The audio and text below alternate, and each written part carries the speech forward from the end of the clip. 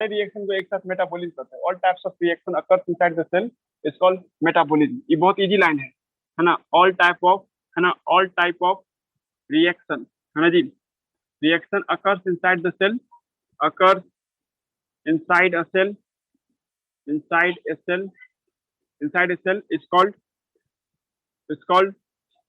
Metabolism, है ना, is called metabolism कहते हैं। अब हमको तुम पढ़ा होगी कि मेटाबॉलिज्म दो तरह का होता है, कैटाबॉलिज्म और एनाबॉलिज्म। वो आगे पढ़ेंगे हम लोग, ठीक है जी। अभी हम लोग ये पढ़ रहे हैं रिएक्शन में तुम कच्चा सामान लेती हो ना, यही चीज केमिस्ट्री से पढ़ी है, केमिस्ट्री के टीचर से। तो टॉपिक स्टार्ट करेंगे रिएक्शन। और रिएक्शन में जो भी सामान यूज होता है तो उसको हम लोग रिएक्टेंट बोलते हैं या सबस्ट्रेट बोलते हैं। जो सामान हम यूज करते हैं फॉर रिएक्शन के लिए सबस्ट्रेट बोलते हैं। अब बायोलॉजी में यही चीज का नाम बदल रहा है मेटाबॉलिज्म, बस साइनोनियम वर्ड इस्तेमाल कर रहे हैं हम लोग, है ना। मेटाबॉलिज्म समझ में आ गया होगा सब लड़का एक झटके में। जो सामान मेटाबॉलिज्म में पार्टिसिपेट करता है उसको मेटाबोलाइट्स कहते हैं, ठीक है। दैट मटेरियल या that particle who involve in metabolism are called metabolites, है ना जी। मेटाबोलाइट्स क्या होता है? ऐसे केमिकल होते हैं जो आपको क्या करते हैं, show metabolism. Chemical that take, है ना, आपको लिखा, आपको टेक पार्ट इन रिएक्शन लिख देते हैं या metabolism, take part in metabolism में जो ही भाग लेता है उसको हम लोग क्या नाम देते हैं, है ना, आपको मेटाबोलाइट्स कहते हैं, ठीक है। We have two types of metabolites. हमारे शरीर में दो तरह का मेटाबोलाइट्स होता है। एक ऐसा मेटाबोलाइट जिसके बिना आप जिंदा ही नहीं रह सकते। ऐसा मेटाबोलाइट जो आपको जिंदा रहने में मदद करता है उसको प्राइमरी मेटाबोलाइट्स कहते हैं। और कुछ मेटाबोलाइट्स ऐसे होते हैं जो नहीं भी रहता तो काम चल जाता था, जिंदा रहेंगे तब भी हम, ठीक है। तो उसको कहते हैं सेकेंडरी मेटाबोलाइट। जैसे एक पेड़ के लिए क्या सबसे जरूरी होगा? उस पेड़ में ग्लूकोज बनना जरूरी होगा ना जी, तब ना वो जिंदा रहेगा या हम लोग को जिंदा रखेगा। प्लांट के सेल में ग्लूकोज का बनना या डीएनए का बनना, आरएनए का बनना, ये सब केमिकल हुआ ना। ये सारे केमिकल को क्या कहेंगे? मेटाबोलाइट्स कहेंगे, ठीक है, जो प्लांट को जिंदा रखता है। लेकिन प्लांट में सर आपको स्पाइस बन रहा है सर, प्लांट में फ्लेवर आ रहा है, तो क्या फ्लेवर से जिंदा रहा है प्लांट? नहीं ना जी। फ्लेवर उसको बस एक एडवांस प्रॉपर्टी देता है ना, इकोलॉजी में टिके रहने में मदद करता है। नेचर में उसको कोई फूल को, फ्लावर को अट्रैक्ट करने में, मतलब मैंने कोई इंसेक्ट को अट्रैक्ट करने में मदद करता है। फिर से सुनिए, प्लांट में कोई आपको कुछ एक्स्ट्रा सामान, जैसे रबर बना प्लांट में, तो क्या रबर की वजह से प्लांट जिंदा है? नहीं जी। प्लांट जिंदा इसलिए क्योंकि वो फोटोसिंथेसिस कर रहा है, और फोटोसिंथेसिस के दौरान ग्लूकोज बना रहा है, इस वजह से जिंदा है, ठीक है। ना कि, है ना जी, ना कि वो आपको रबर बना के दे, रबर उसके लिए एक्स्ट्रा सामान बना। हाँ, हो सकता है उसका लाइफ को ईजी बना देता हो, प्लांट का लाइफ थोड़ा सा अच्छा लगता होगा, उसको ईजी कर देता होगा, लेकिन वो उसको जिंदा रहने के लिए जरूरी नहीं है। तुमको अपना, हम लोग अपने बॉडी का एग्जाम्पल दीजिए, तो हम लोग के बॉडी में सर क्या होता है, ठीक है, कुछ ऐसे केमिकल होते हैं जो आपको जिंदा रहने में मदद करता है, ठीक है। और कुछ ऐसे केमिकल जो एक्स्ट्रा फॉर्म में निकलता रहता है, जिसका कोई रोल नहीं है हमारे अंदर, ठीक है। फॉर एग्जाम्पल के तौर पे आपको नहीं कि ऑर्डर वगैरह हम लोग के निकलता है, स्किन से जो ऑर्डर सब आता है, जो बस इतना बताता है कि ये मेल है, ये फीमेल है, वैसा कुछ। लेकिन वो ऑर्डर निकलेगा तभी मेल होगा या तभी फीमेल होगा, ऐसा ना है जी। बहुत सारा ऐसे हार्मोन है, जो हार्मोन नहीं भी निकलेगा तो इंसान जिंदा रह सकता है, ठीक है। सच आज मान लीजिए कि इपिनेफ्रिन नहीं निकलेगा तभी तो जिंदा रह सकता है जी, ठीक है। वो तो डर के समय में निकलने वाला हार्मोन है ना, वो जिंदा रहने के लिए जरूरी थोड़े हार्मोन है कि ये डेली निकलेगा तभी आप जिंदा कराओगे। तो कुछ ऐसे केमिकल होते हैं आपके शरीर में, जैसे आपको, जैसे आंसू निकलना, आंसू निकलेगा तभी लाइफ स्टेबल रहेगा, ऐसा तो कोई जरूरी नहीं, ठीक है। बस हाँ, वो आंसू निकल रहा था आपके आंख को प्रोटेक्ट कर रहा था, पर वो जिंदा रहने के लिए कोई जरूरी नहीं है, ठीक है जी। ऐसे केमिकल जिसका सामने से कोई यूज नहीं है, लॉन्ग टर्म में कोई यूज होता है, पर सामने से मतलब क्या, लिविंग स्टेट बने रहने में मदद नहीं करता है, तो ऐसे केमिकल को सेकेंडरी मेटाबोलाइट्स कहते हैं। आप लोग आज का क्लास में रखना है प्राइमरी मेटाबोलाइट्स का एग्जाम्पल और सेकेंडरी मेटाबोलाइट्स का एग्जाम्पल, है जी। मेटाबोलाइट दो तरह का होता है, एक होता है प्राइमरी मेटाबोलाइट, और आप लोग प्राइमरी मेटाबोलाइट पढ़ चुके हैं। कल जो हम लोग पूरा पिक्चर दिखाए थे 9.1 figure, all are primary metabolite, इसीलिए कल वाला फोटोग्राफ याद करना जरूरी है आप लोगों को। कल जो आप लोग जो एनसीईआरटी बुक में 9.1 फिगर देख रहे थे, वो सब का सब फिगर जो है सब क्या है, प्राइमरी मेटाबोलाइट। अब प्राइमरी मेटाबोलाइट का डिफिनेशन अभी हम बोल चुके हैं, ऐसा आपको केमिकल, है ना, जो आपको जिंदा रहने में मदद करता है, जो आपके बायोलॉजिकल सिस्टम को लिविंग स्टेट में बनाए रखता है, उसको क्या कहते हैं, प्राइमरी मेटाबोलाइट कहते हैं। लेकिन सर सेकेंडरी मेटाबोलाइट्स ऐसे केमिकल होते हैं जो आपके शरीर में बनते तो हैं, हाँ ना, बट उसका कोई नेचर में कोई डायरेक्ट यूज नहीं है ना, बहुत लॉन्ग टर्म में इसको यूज होगा। बेहतर एग्जांपल प्लांट एग्जांपल देकर समझ सकते हो। तो प्लांट में क्या है, कुछ ऐसे केमिकल बनते रहते हैं, जैसे फ्लेवर आया था, तो फल खाए उसमें फ्लेवर है, ठीक है जी। तो फ्लेवर क्या उस प्लांट को जिंदा रखा नहीं, वो बस किसी एनिमल को अपने तरफ अट्रैक्ट करने में मदद किया। हाँ, लॉन्ग टर्म में फायदा है कि सर इससे एक रिलेशनशिप क्रिएट होगा, आगे जाके सिम्बायोटिक रिलेशनशिप होगा, वैसा वैसा करके। और आज के डेट में कहता है कि हम किसी प्लांट को हम फ्लेवर सब देते रहेंगे और जिंदा रह जाए, इन्होंने जिसको जिंदा रखने के लिए या तो ग्लूकोज देना होगा, पानी देना होगा, ऑक्सीजन देना होगा या CO2 देना होगा, ऐसे करके जिंदा रख सकते हैं ना। तो ऐसे केमिकल जो बाद से आते हैं, जो उस पेड़ के लिए डायरेक्टली यूज नहीं होता है, है ना, इकोलॉजिकल प्रोसेस में यूज हो सकता है या इंसानों के लिए यूज हो सकता है। पेड़ वो केमिकल बनाया, पेड़ को यूज नहीं है लेकिन हम लोग को यूज हो गया, है ना जी। जैसे किसी प्लांट में आपको ये बन रहा है, स्पाइस बन रहा है, तो स्पाइस तो प्लांट के लिए तो कोई जरूरी नहीं ना है, लेकिन हम उस स्पाइस को लेकर के अपना लाइफ को बहुत ईजी बना लिया ना, ह्यूमन वेलफेयर में उसका इस्तेमाल हो जाए। ऐसा केमिकल जो डायरेक्टली यूज नहीं होता हो, इनडायरेक्टली वे में यूज होता है, उसको सेकेंडरी मेटाबोलाइट के नाम से। बहुत इजी टॉपिक है जी, बहुत इजीली बेसिस पर आपको याद कीजिएगा जी, ठीक है। समझ रहा जी क्या बनना चाहे। तो प्राइमरी मेटाबोलाइट्स हो गया, है ना जी, और सेकेंडरी मेटाबोलाइट्स हो गया। रीडिंग दीजिए इस चैप्टर को, और आप लोगों को याद रखना है इसको, ऐसा वाला टॉपिक, ठीक है। ये पेज आप लोग याद कीजिए, है ना। आप लोग 11th के बच्चे रहते तो आपको जरूर डेरी मिल्क देख के इसको ललचा करके याद करवाते, और आप लोग कंपटीशन बैच के स्टूडेंट है ना, बोलो तो रखते हैं 5 रुपए का डेरी मिल्क का, है जी। तो ये याद करना आपको, ठीक है। मेडिकल में पूछे हुआ इसको 2019 में ही पूछा है, 2020 में भी आई थिंक पूछा है, ग्लूट 4 करके, यहाँ पे ग्लूट 4 लिखा हुआ है ना जी। तो ये पैराग्राफ आपको याद करना है। रीडिंग दे रहे जी, ये रीडिंग दे रहे हैं, बायोलॉजी ये सब फील कीजिए इसको, है ना। The most exciting except of chemistry deal with the isolating the thousands of compound. Chemistry में सबसे ज्यादा मन कब लगता है, जब केमिकल सबको सेपरेट करना रहता है, जब स्मॉल मॉलिक्यूल, बिग मॉलिक्यूल ऐसे करके जब सेपरेट करते हैं। ये सब कैसे संभव है ना, ये सब केमिस्ट्री में होता है। एनालिसिस मेथड करते हैं, केमिकल एनालिसिस सब करते हैं, जिससे हम लोग किसी भी कंपाउंड को सेपरेट करके उसका स्ट्रक्चर निकालते हैं। If one were we to make list of biomolecule, जब आप बायोमोलिक्यूल का लिस्ट बनाओगे, है ना जी, such list would be have thousands of organic compound. उसमें क्या देखते हैं, हजारों तरह के ऑर्गेनिक कंपाउंड मिलता है, जैसे अमाइनो एसिड, शुगर हुआ। For the reason are given in section 9.10, आगे है नेक्स्ट सेक्शन 9.8, मतलब वहां पे तुमको बताया जाएगा मेटाबॉलिज्म। देखो ये 9.10 सेक्शन यो है, इस दिन पढ़ाएंगे, उस दिन भी हम आपको मेटाबॉलिज्म समझाएंगे, मेटाबॉलिज्म में एनाबॉलिक रिएक्शन और कैटाबॉलिक रिएक्शन समझाएंगे। मतलब तुमको होगा ना, मेरे शरीर में केमिकल का क्या रोल है, मेरे शरीर में केमिकल का रोल है रिएक्शन करने में मदद करता है। कोई भी रिएक्शन हो सकता है, वो कैटाबॉलिक भी हो सकता है और वो एनाबॉलिक भी हो सकता है जी, ठीक है। मुद्दा वो नहीं है, आगे बढ़ जाए से तरह की आपको, वो सारे केमिकल को हम लोग एक साथ क्या नाम देते हैं, मेटाबोलाइट्स के नाम से बुलाते हैं। In animal tissue one we notice here that all such categories of compound, highlighter चलेगा इसी पे या अंडरलाइन कीजिएगा कि आपके शरीर में जो आपको फिगर 9.1 देख रही हो, फिगर 9.1 में जो भी केमिकल सब देख रहे हैं, समझ लीजिए ये सारा का सारा केमिकल जो देख रहे हैं, वो सब के सब केमिकल क्या कहलाएगा, आपको प्राइमरी मेटाबोलाइट कहलाएगा जी, ठीक है। आपको लिखा द केमिकल आर, आपको लिखा आपको यहाँ से, ठीक है, मतलब ये लाइन, ठीक है, कहाँ गया है यहाँ पे, इन एनिमल टिश्यू, है ना, animal tissue one notice here that all such category of compound show in 9.1 figure called primary metabolite. याद हो गया जी, प्राइमरी मेटाबोलाइट, है ना जी। प्राइमरी मेटाबोलाइट का एग्जांपल देखना, जान सकूंगा एनसीईआरटी का एग्जांपल पूछ लेंगे कि फलाना ग्लिसरॉल क्या है, ग्लिसरॉल एक प्रकार का प्राइमरी मेटाबोलाइट है। ऑप्शन लिपिड नहीं देंगे, ना छकाने वाला भी क्वेश्चन कभी कभी आता है ना, लिपिड नहीं देकर के हम ऑप्शन डाल देंगे कि प्राइमरी मेटाबोलाइट जो है ना, वो आपको लिपिड क्या है, तो ऑप्शन में प्राइमरी मेटाबोलाइट, सेकेंडरी मेटाबोलाइट दोनों, है ना जी। तीसरा चौथा ऑप्शन नॉन दे देंगे, ठीक है, या अधिक दे देंगे, है ना। तो प्राइमरी मेटाबोलाइट्स के तौर पे ग्लिसरॉल को टिक मारिएगा जी, ठीक है। अब अगला लाइन में कर रहा है कि how your analysis of plant या टिश्यू, जब तुम प्लांट के बारे में एनालिसिस करोगे, फंगस के बारे में एनालिसिस करोगे, माइक्रोब्स के बारे में एनालिसिस करोगे, तो हजारों तरह के कंपाउंड मिलेंगे other than primary metabolite. Primary metabolite तो मिलेगा उस सब में भी, है ना, लेकिन उसके अलावा हजार तरह का कंपाउंड मिलेगा, जैसे एल्केलॉइड, एल्केलॉइड स्टेरॉइड हुआ, अभी नहीं बोले थे, कोर्टिसोल, इपिनेफ्रिन, सब क्या एल्केलॉइड में आता है ना। फ्लेवोनॉइड, फ्लेवोनॉइड फ्लेवर से कुछ रिलेटेड होगा, और रबर, एसेंशियल ऑयल, एंटीबायोटिक, है ना। एंटीबायोटिक पे लाइन करना, एंटीबायोटिक भी कोई प्लांट को जिंदा नहीं है, वो तो बैक्टीरिया से बचाने में मदद करता है जी।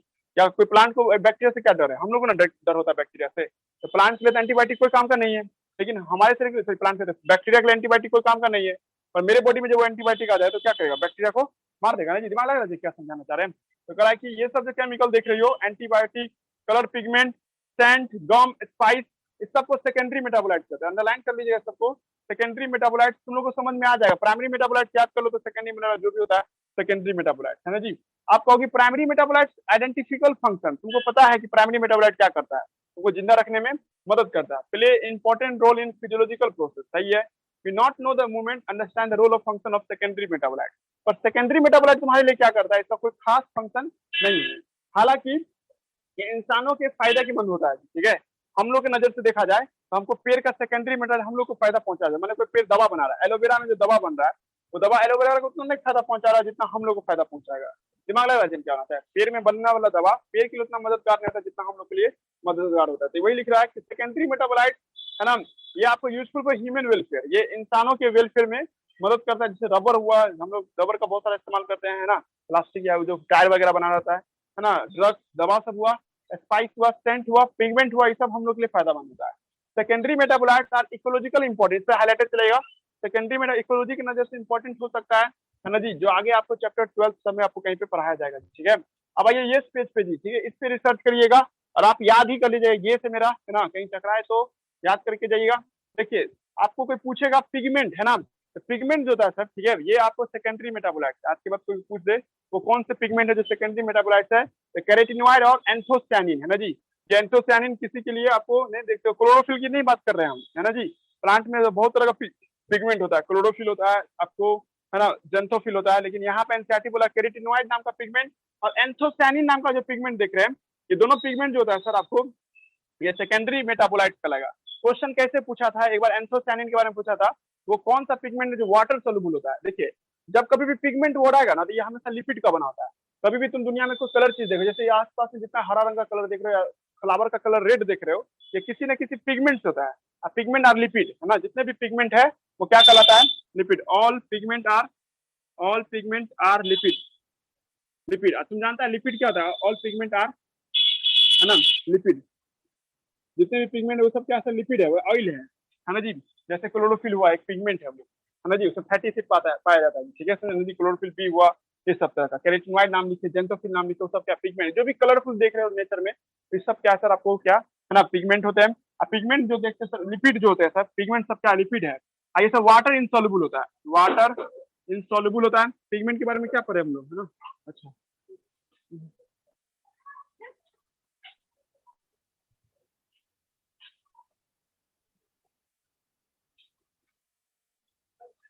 तो पिगमेंट जो देखते हैं हम लोग, पिगमेंट क्या होता है सर आपको, है ना, वाटर इंसॉल्युबल होता है, ठीक है, तुम लोग समझ रहे हो ना, वाटर इंसॉल्युबल होता है। लेकिन दुनिया में एक ऐसा पिगमेंट का नाम एंथोसियानिन है। अभी देखो एनसीईआरटी में लिखा हुआ है एंथोसियानिन, है ना जी, एंथोसियानिन। एंथोसियानिन नाम का जो पिगमेंट देखते हैं सर, है ना, ये पिगमेंट क्या होता है, वाटर सोल्यूबल होता है, वाटर सोल्यूबल होता है, वाटर सोल्यूबल होता है। फाउंड इन वैक्यूल, ये लिखो ना आपको इसमें, है ना, found in vacuole, found in vacuole, ये वैक्यूल में पाया जाता है। सर ये फ्लावर के पेटल को और अब फ्रूट को कलर देता है, give colour, give colour, colour the petal, है ना, the petal, petal of flower, petal of flower, है ना, और एंड फ्रूट को, फल को। आप तुमसे हम पूछे फ्लावर का कलर किससे होता है, तो फ्लावर का कलर जो देखते हैं, है ना जी,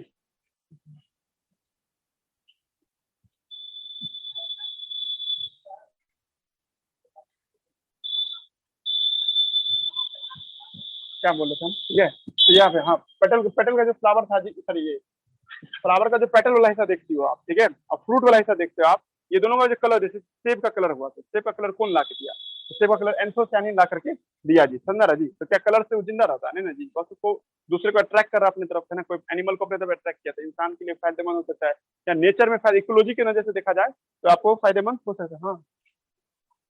हाँ हाँ अभी सामने से, नहीं नहीं नहीं, हाँ पापा को बोल दिया मैं भी, ठीक ठीक है, नहीं नहीं हम आएंगे आएंगे आएंगे, रात को आएंगे।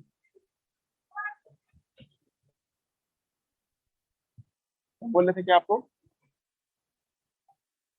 हाँ तो फ्लावर का जो आपको जो कलर देखते हैं, ये सब हो गया जी, हो गया जी, बस खत्म। एंथोसाइनिन समझ, इतना दो लाइन सर, ये लाइन पूछ चुका नहीं है ना, वैक्यूल में पाया जाता है ना, ये लाइन पूछ चुका है, ठीक है, फोन इन, है ना, फोन इन वैक्यूल। देखिए क्वेश्चन में आपको क्वेश्चन में पूछा हुआ है वैक्यूल, है ना जी, और आने का चांस रखो तो फ्लावर और फ्रूट का कलर इसकी वजह से आता है। आप दूसरा लाइन देखिए, है ना, अब आता है अल्किलवाइड, अल्किलवाइड ड्रग्स है ये, ठीक है। कभी कोई ऐसा दवा खाइए जिससे आपका मसल्स का ग्रोथ हो, कोई देखना जिम में कोई जाता है और सर बॉडी नहीं फेंक पाता है, कट सब नहीं बन पाता है, उसको सुई लेना पड़ता है, वो सुई किसका होता है, एल्कलॉइड होता है, ठीक है।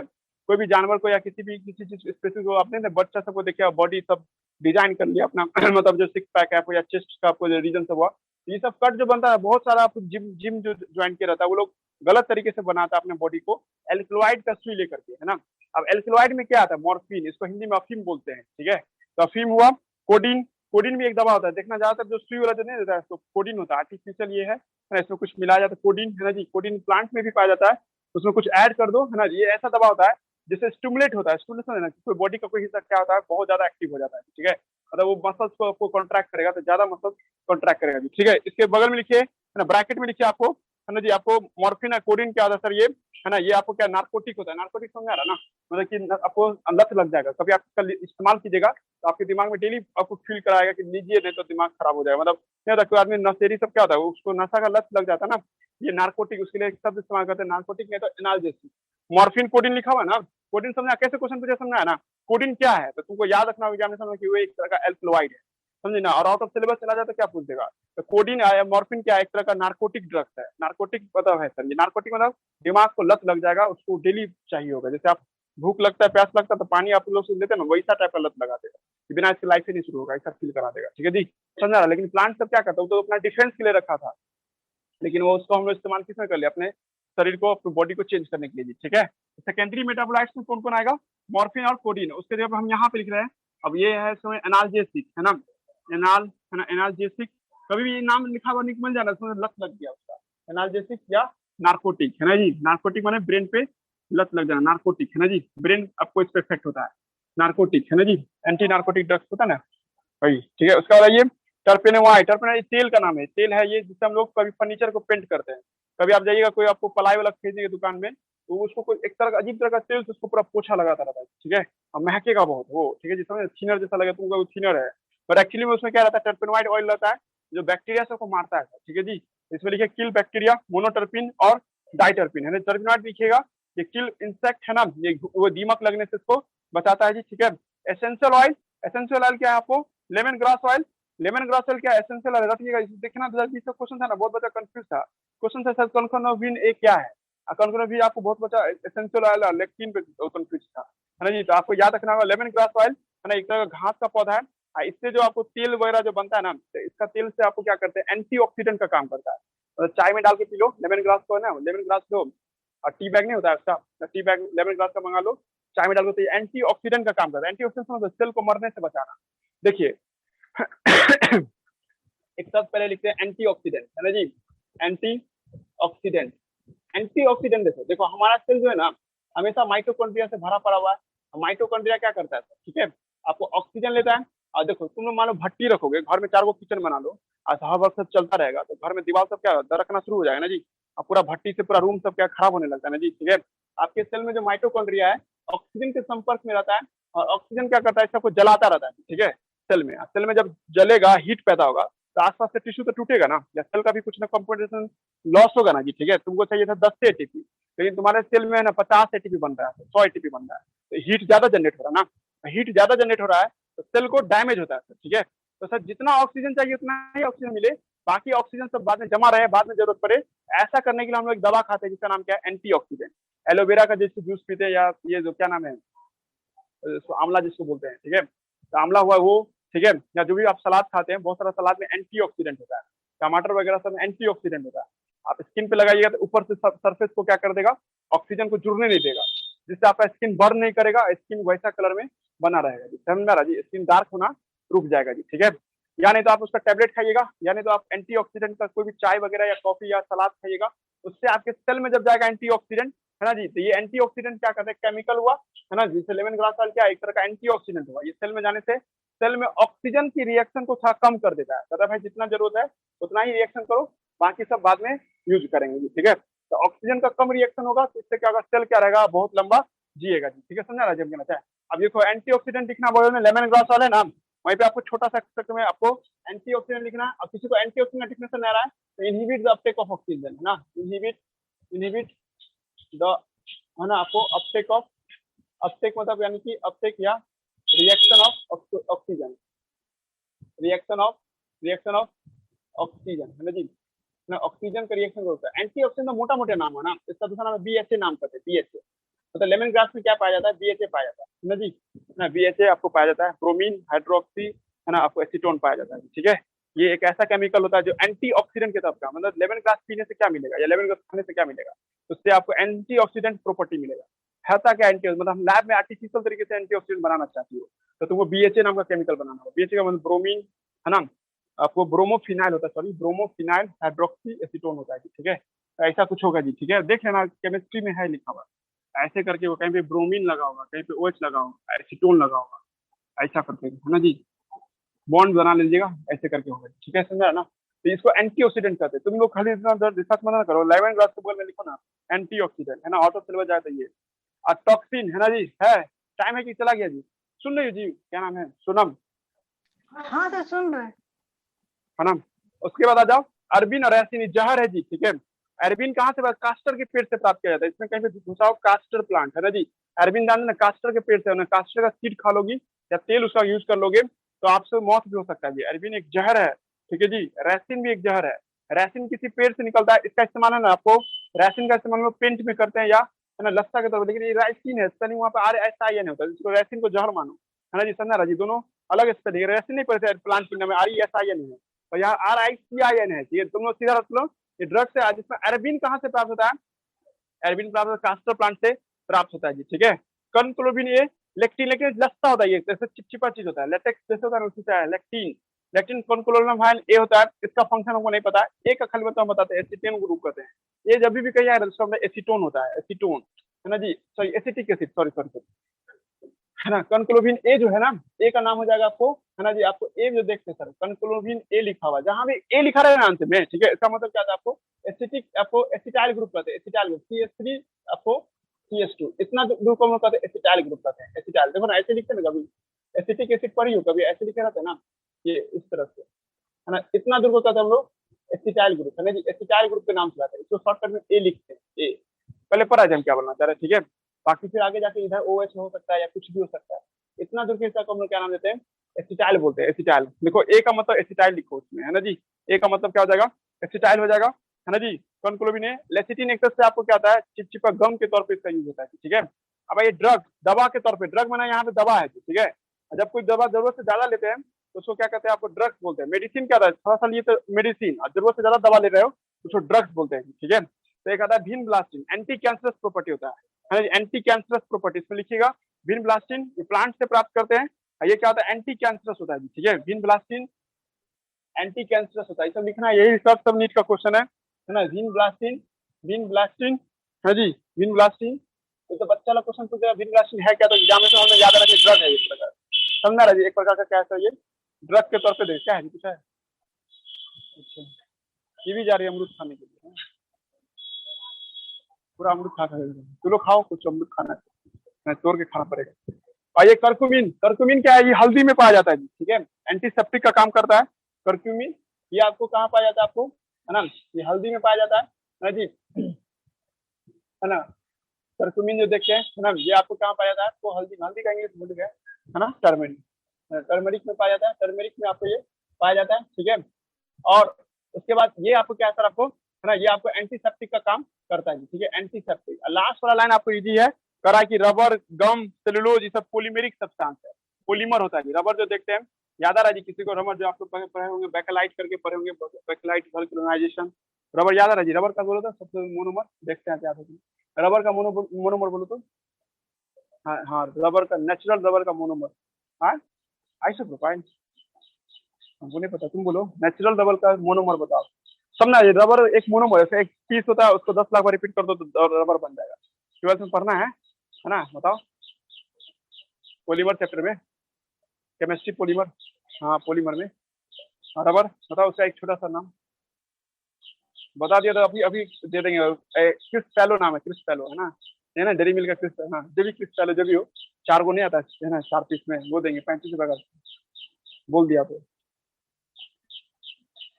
नेचुरल का, है ना, प्रोपेन सही जा रहे हो, आइसोप्रोपेन सही है, आइसोप्रोपेन का ही बॉडी होता है, लेकिन वो नाम नहीं है ना। तुम उसको यूपीएससी से बोला तो ठीक है आइसोप्रोपेन, पर थोड़ा सा उसमें जोड़ो कुछ, है ना, तो उसका कॉमन नेम समझे। रबर भी देख रहे, पॉलीमेरिक सब्सटेंस है, गम भी है, और क्या सर आपको सेल्यूलोज भी है जी, ठीक है क्या, हाँ, आइसोप्रीन ना जी, उसका नेचुरल मतलब ये हुआ ना, उसका एक और नाम है, नियोप्रीन भी नाम है, नियोप्रीन ना जी, नियोप्रीन, है ना। आइसोप्रोपेन, आइसोप्रीन और नियोप्रीन, आइसोप्रीन जो है ना उसी का डिराइव, नियोप्रीन वो है नेचुरल, देखना तुम जाके, हाँ। एक्चुअली उसका गुना एस गुना एन होता है, हाँ सिंथेटिक होता है, देखना नियोप्रीन नाम। आइसोप्रोपिन है ना, उसी में डिराइव करना पड़ता है, ये क्लोरीन लगाना पड़ता है, देखिएगा, है ना जी। तो यहाँ पे है रबर, गम और सेल्यूलोज, है ना, रबर, गम और सेल्यूलोज जो देखते हैं, वो क्या है सर, आपको पॉलीमेरिक प्रोटीन है उसका छोटा पीस, सेल्यूलोज जानते हो ना सब आदमी, चलो ग्लूकोज का छोटा, ग्लूकोज को 6000 बार रिपीट कर दो, एक ही ग्लूकोज को 6000 बार रिपीट कर दो तो क्या बन जाएगा, सेल्यूलोज। गम जान रहे हो, ये भी एक तरह का सर क्या आपको लैटेक्स ये भी होगा कुछ, रबर। समझ टाइम है कि चला गया, देखो तो कितना बजे रह गया जी, 1-2 मिनट बचा होगा। एक दो कट करके ज्वाइन करो तो ना, कट करके ज्वाइन करना तो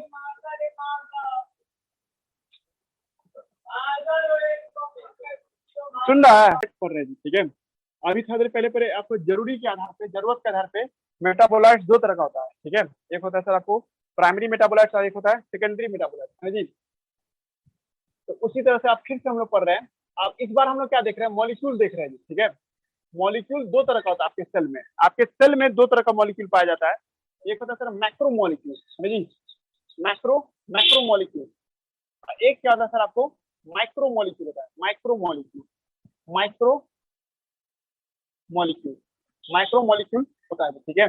समझा जी, MICRO MSCRO है जी, थोड़ा सा अंतर है सर मैक्रो मॉलिक्यूल और माइक्रो मॉलिक्यूल में। देखो हम आपको इसका डेफिनेशन समझाएंगे, है ना। इसका डेफिनेशन क्या होना चाहिए, डेफिनेशन समझेंगे हम लोग, है ना, इसका भी डेफिनेशन जानेंगे। फिर इसके बाद आपको इसका प्रॉपर्टी देखेंगे, इसका प्रॉपर्टी कुछ होगा, और इसके बाद इसका एग्जाम्पल, मेन आप लोगों को एग्जाम्पल सुना, है ना, इसका एग्जाम्पल सुना आप लोगों को। देखो अगर हम आपको इसका एग्जाम्पल समझा देंगे ना, तो इसके बाद जो बच गया था नहीं बोल पाए हम, तो समझना वो सब किस में आ जाएगा, MICRO में आ जाएगा। दुनिया में मात्र 4 ही मैक्रोमोलिक्यूल है जी, ठीक है। पहला क्लास हम जब लिए थे उसी दिन समझाए थे कि आपके शरीर में, आपके सेल में 4 ही तरह के मैक्रोमोलिक्यूल पाए जाते हैं, ठीक है। और बाकी जो बच गया हजारों लाखों तरह का क्या हो जाएगा, MICRO मॉलिक्यूल हो जाएगा जी, ठीक है। देखिए डिफिनेशन लिख रहे जी आप इसका, है ना। मैक्रो मॉलिक्यूल किसे कहता है, डिफिनेशन हम बोले वही मानिएगा, है ना। डिफिनेशन है सर ऐसे मॉलिक्यूल जो एसिड में नहीं घुलते हो सर, ठीक है। Molecule that not dissolve in acid, है ना जी, नॉट डिसॉल्व इन एसिड, है ना जी, एसिड में नहीं घुलता हूँ, है ना। एसिड मतलब पानी को मान लीजिए, कोई सामान को तुम पानी में डाला और नहीं घुल रहा है तो दिख रहा है बाहर, जैसे चीनी डालो तो पूरा घुल गया, पता नहीं चला। लेकिन एक कपड़ा का टुकड़ा डाल दो, है ना, धागा डाल दो, धागा तुमको उसमें चलता हुआ नजर आए, कितना नचा दो धागा उसमें गायब नहीं होगा, उसी के अंदर में आपको थ्रेड दिखाई देगा, या अपना एक हेयर का टुकड़ा उसमें डाल दीजिएगा तो चलता रहेगा। तो ये क्या हो गया सर, मैक्रो मॉलिक्यूल हो गया हमारे लिए, है ना जी। लेकिन ग्लूकोज हुआ, सलीवा हुआ, ये सब क्या हो जाएगा सर, आपको MICRO हो जाएगा। कैसे, तो MICRO इसलिए होगा क्योंकि सब वो पूरा घुल जाएगा, आपको दिखाई नहीं देगा जी, समझा राजन कह रहा है। और सलेवा में एंजाइम नहीं होते, समझा राजन कह रहा है, सिर्फ सलाइवा मतलब पानी होता है, ठीक है। तब है ना, यहाँ तो कोई दिक्कत नहीं। तब हम बताए थे कि आपको मैक्रो मॉलिक्यूल किसे कहते हैं, जो एसिड में नहीं घुलता होता। इसको 1-2 लाइन में लिखना चाहो या 1-2 वर्ड में लिखना चाहो, एसिड इनसॉल्युबल मॉलिक्यूल, है ना, एसिड इनसॉल्युबल मॉलिक्यूल, है ना, एसिड इनसॉल्युबल मॉलिक्यूल, है ना जी। पहला क्लास आप लोग को नहीं पढ़ा है, जो नए बच्चे सब हो, हम आपको पहला क्लास पढ़ाएंगे ना, ये सब तुमको बहुत इजी लगता है, ठीक है जी। जिस दिन पहला क्लास में जो लोग थे, तो एसिड इनसॉल्युबल मॉलिक्यूल, है ना जी, एसिड इनसॉल्युबल मॉलिक्यूल को क्या कहते हैं हम लोग, है ना, एसिड इनसॉल्युबल मॉलिक्यूल को हम नाम देते हैं मैक्रो मॉलिक्यूल के नाम से बुलाते हैं। कोई ऐसा सामान जो पानी में नहीं घुले, यहाँ पे एसिड का मतलब पानी होगा, नॉर्मल वाटर जो देखते हैं, डिस्टिल वाटर कर लीजिए, तो उसमें अगर कोई घुला रही हो, नहीं घुल रहा है सर, ठीक है, तो समझना वो मैक्रो मॉलिक्यूल है। और जो घुल गया तो उसको क्या कहेंगे, माइक्रो। डेफिनेशन यही होगा जी, तो लड़का अपने मन से डेफिनेशन मत निकालना, हम जो डेफिनेशन बोर्ड पे लिख रहे हैं वही सही होगा। Molecule that dissolve in, molecule that dissolve in acid, है ना। मतलब इसका एक और शॉर्टकट होगा acid soluble molecule, acid soluble molecule जो देखते हैं उसको क्या नाम देंगे, एसिड सॉल्युबल मॉलिक्यूल, सॉरी एक मिनट, एसिड सॉल्युबल मॉलिक्यूल को क्या नाम देते हैं हम लोग, माइक्रो मॉलिक्यूल के नाम से बुलाते हैं, ठीक है। यहाँ तक कोई दिक्कत नहीं,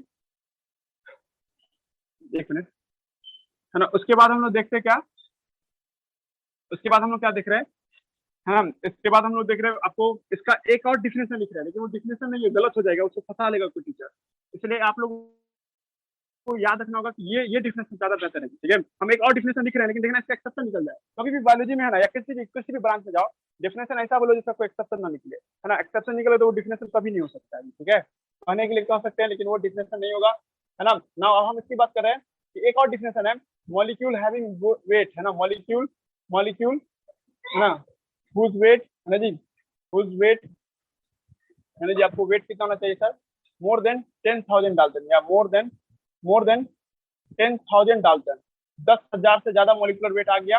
डाल्टन यहाँ पे कुछ नहीं है, मॉलिक्यूलर वेट, जैसे वाटर निकालते हो ना, वाटर का मॉलिक्यूलर वेट कितना 18 होगा, मतलब सर आपको यानी कि 10,000 डाल्टन ना पहुंच पाया, लेकिन वही जगह पे कल याद कीजिए हम आपको पढ़ाए थे प्रोटीन, है ना जी। एक प्रोटीन जो बनता है, या आपको अभी हम समझा रहे हैं, मान लीजिए सर आपको अभी सेल्यूलोज बोले हैं, सेल्यूलोज।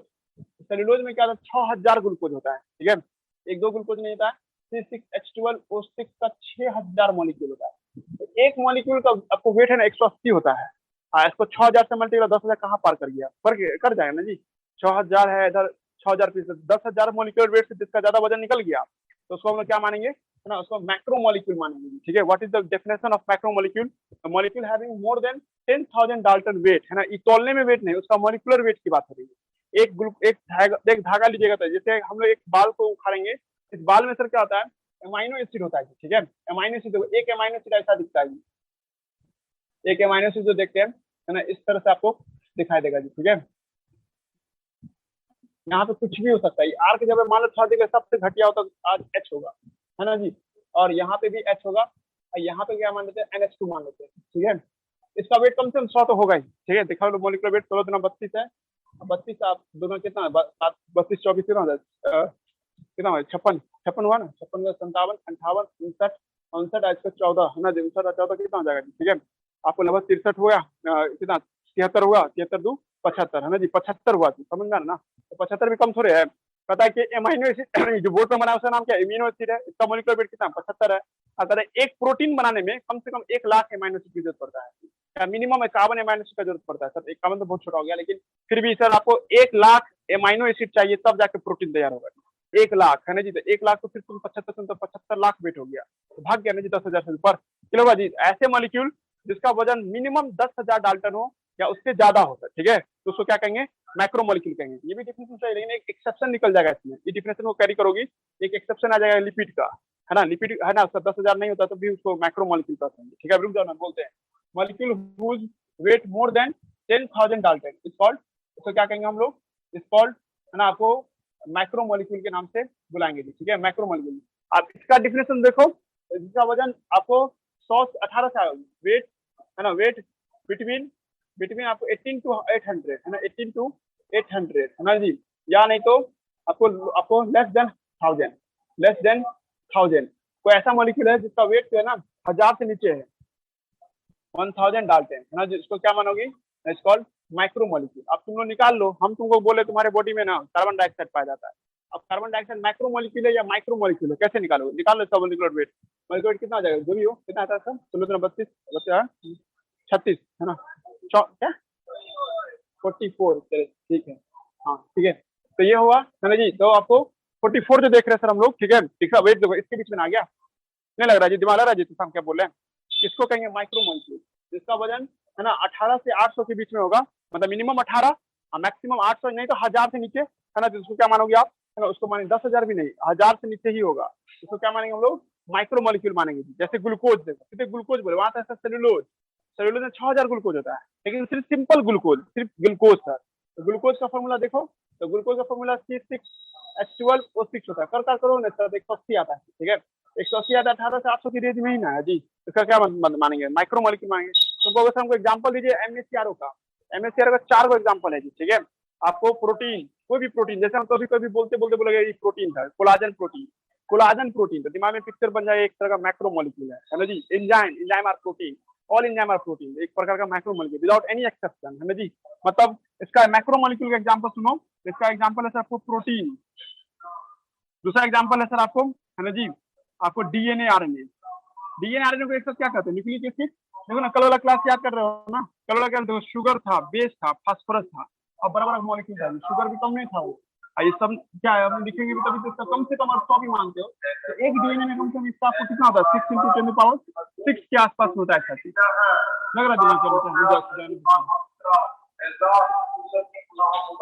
देखो nucleic acid, nucleic acid highlight कीजिएगा, उसको याद करना है। देखो जगह नीचे नहीं है तो यहाँ लिख रहे हैं। तीसरा एग्जांपल है पॉलीसेकेराइड, पॉलीसेकेराइड। चौथा एग्जांपल है लिपिड, लिपिड। इस चारों को हम लोग क्या नाम देते हैं, मैक्रोमोलिक्यूल कहते हैं, ठीक है। चारों के चारों क्या कहलाएंगे, MnCrO मॉलिक्यूल कहलाएगा जी, ठीक है, समझा रहा हम क्या बोलना चाह रहे हैं। और इसके अलावा जो हम नहीं बोल पाए आपको, है ना, तो वो सब किस में चला जाएगा, MICRO में चला जाएगा, ठीक है। जैसे हम ग्लूकोज नहीं बोले, है ना, जिसका तो इसमें आ गया होगा, नहीं तो निकाल के भी देख सकता है। जैसे हम अजीब नाम ले रहे हैं अभी, ठीक है, था देखिए कोलेस्ट्रॉल, ये सॉरी कोलेस्ट्रॉल कहते हैं, ठीक है, हम था देखिए नाम ले रहे हैं, है ना। जैसे पिगमेंट बोले, पिगमेंट है ना, क्लोरोफिल पिगमेंट है ना जी, अरे नहीं गलती हो जाएगा, ठीक है, लिपिड है वो। क्या एग्जाम्पल देखो, सॉफ्ट, जैसे आपको क्या मिल सकता है, अमाइनो एसिड हुआ, वाटर हुआ, NaCl हुआ, NaCl है ना जी, हमारे अंदर में NaCl पाया जाता है ना जी, नमक। NaCl किस में आ जाएगा, इसमें आ जाएगा, ऐसे निकाल के भी साबित कर सकते हो। देखो ना इसका कितना होता है, 39 होता है, इसका 23 होता है, 39 प्लस बोलिए तो 62 के आसपास पहुंचेगा ये, तो 62 के आसपास जब पहुंचेगा, 35 जो भी हो, 35.5 होता है, अब 35 शुद्ध हो तो कितना होता है, 58 के आसपास पहुंचता है ना जी। तो 58 हुआ तो क्या 8 से 18 से 800 के बीच में है ना जी, तो क्या कहेंगे हम लोग, MaCrO कहेंगे जी, ठीक है, समझा रहा जी। माइक्रो मॉलिक्यूल और मैक्रो मॉलिक्यूल समझ में आना चाहिए। देखिए तो आपको मैक्रो मॉलिक्यूल 4 को है जी, ठीक है, इसमें तुम लोगों को कल हम ये बता दिए थे न्यूक्लिक एसिड है ना जी। न्यूक्लिक एसिड किसे कहते हैं,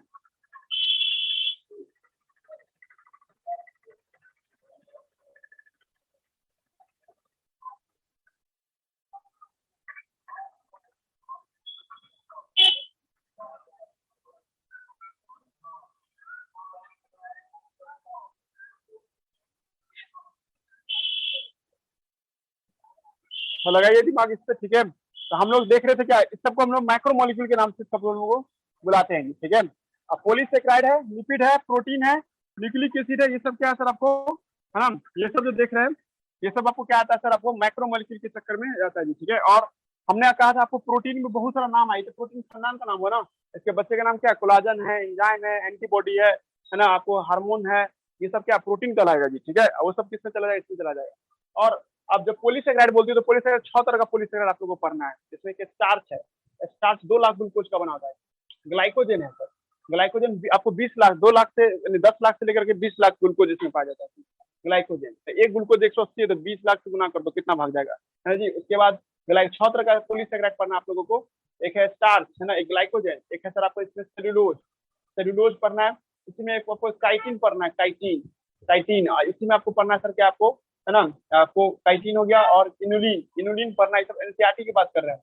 तो 1 2 3 2 5 5 तरह का आपको क्या हो जाएगा सर, आपको 5 तरह का, जैसे हालांकि एक और होता है ना, लेकिन उसको छोड़ दो है ना जी, सीधे आप लोग देखो 5 तरह का पॉलीसेकेराइड होता है, तुम आप समझ में आ रहा है क्या बोलना चाह रहे हैं। तो दुनिया में 5 पॉलीसेकेराइड है जो क्या आता है आपको सर, है ना, आपको माइक्रो मॉलिक्यूल में जाता है, ठीक है।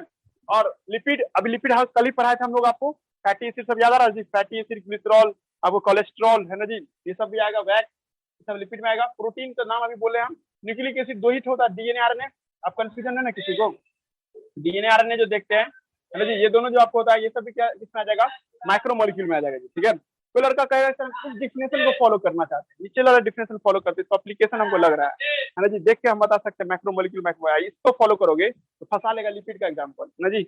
लिपिड का कोई एग्जाम्पल लेके चलो, फॉर एग्जाम्पल के तौर पर ग्लिसरॉल लेके चलो, है ना जी, ग्लिसरॉल में क्या था, 3 कार्बन था ना जी, OH है इतना था ना ये, और आप इसको जब सॉल्व करोगी और कहीं पे कुछ नहीं है तो H है ना जी, अब जोड़ जाकर होता है 100 भी नहीं पूरेगा, देख लो इसका 16 48 है, अब 12 36 है, ठीक है।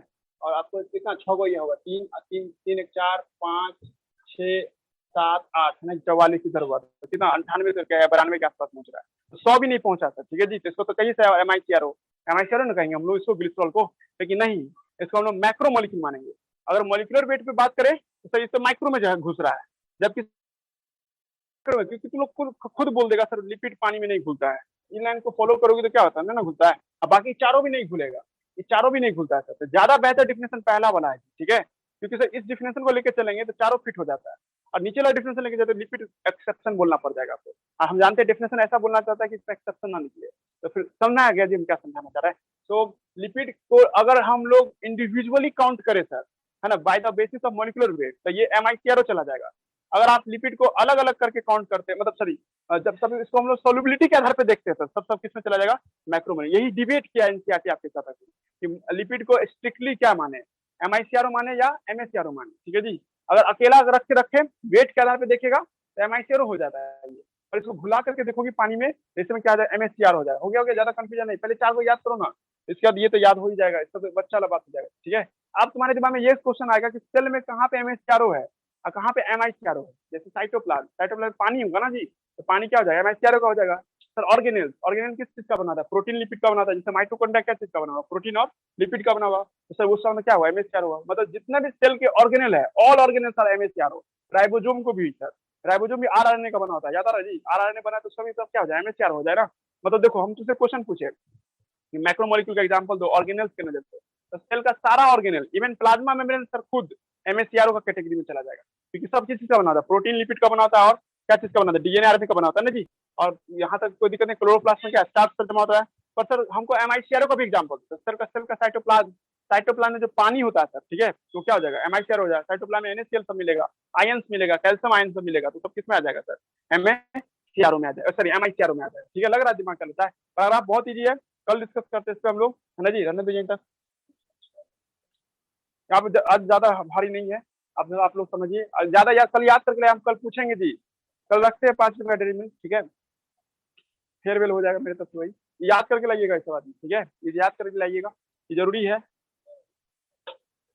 लो चलो लीव कर दो, कल याद कीजिएगा उस सबको, प्राइमरी मेटाबोलाइट्स और सेकेंडरी मेटाबोलाइट्स को लीव कर दो।